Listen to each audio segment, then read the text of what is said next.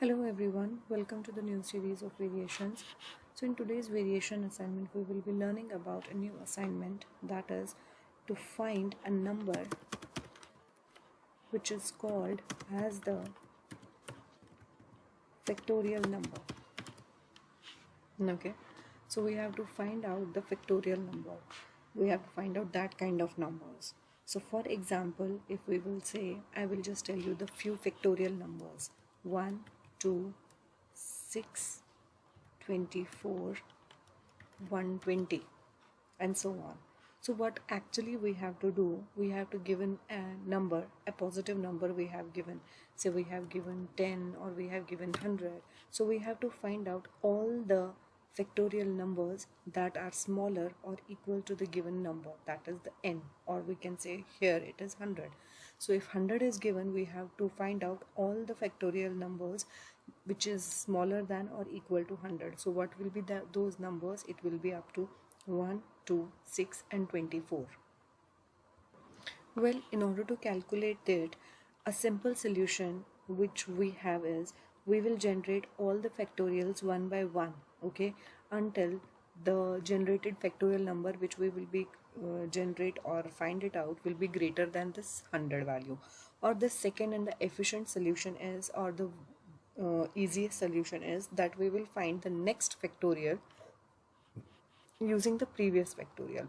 We can use that strategy. So how we are going to calculate the next factorial number using the previous factorial number? Let me just show you. So if I'll take a number over here, say n, and n we have given as 100, okay, I will be taking a variable as factorial, as fact, and I will be initializing it with 1, because we know why we take always the factorial is equal to 1. I'll be taking another variable as x and I will be initializing it with 2, because while we are multiplying the values of x, we are multiplying and finding out the values of x. I'll be taking first two numbers as this. Next, what I will be doing is, I'll be putting on a condition that if fact's value is less or equal to n, then only continue, and then only print the value of fact, otherwise don't continue, right? And if you have printed the value of fact, calculate now the next factorial using the previous one. Which was the previous one? This one, right? So I will be saying that to calculate the new value of factorial, calculate the previous value of factorial with the given x value. So, and after that definitely you have to increment the x's value. Let's just calculate it. Factorial is less or equal to n. For now, fact value is less or equal to 100. That is completely true, and I will print the value of fact, which will be equal to 1. To calculate the new value of fact, we will be having 1 into 2, and therefore the next value of factorial will be equal to 2, and x's value have been incremented and it will be equal to 3. So the new value of the fact will be equal to 2, the x value will be equal to 3. I will be again checking it. If 2 is less or equal to 100, that is of course true, and I will print the value of fact. So the printed values which I will be getting is this. These are the values which we will be displaying to the user, right? After that we will be calculating up again the new values. So facts last value was 2 into x is equal to 3.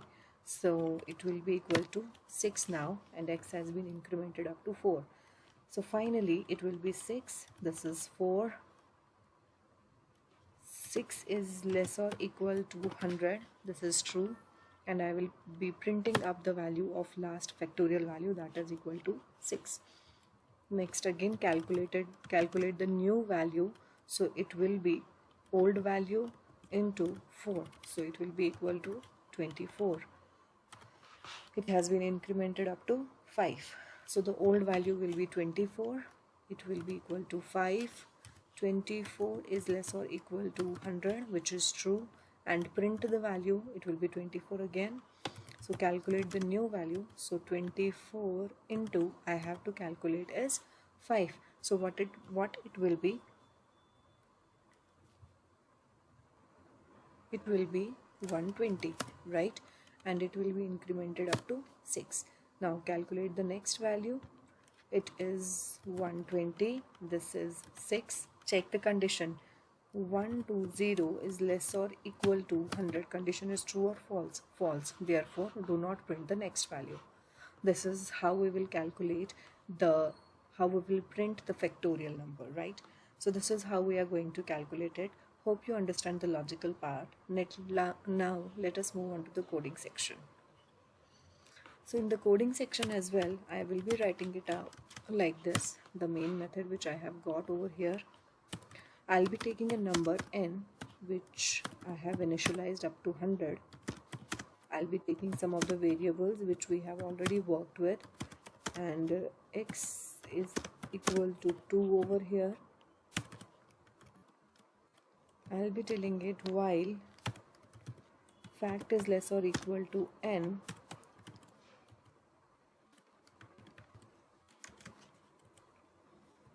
print the value of fact,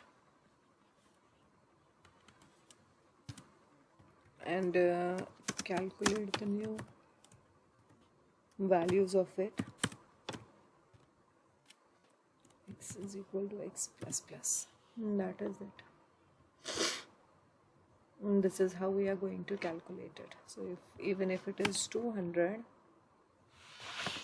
these will be the values. Okay. Hope you guys understand the concept. Thank you very much.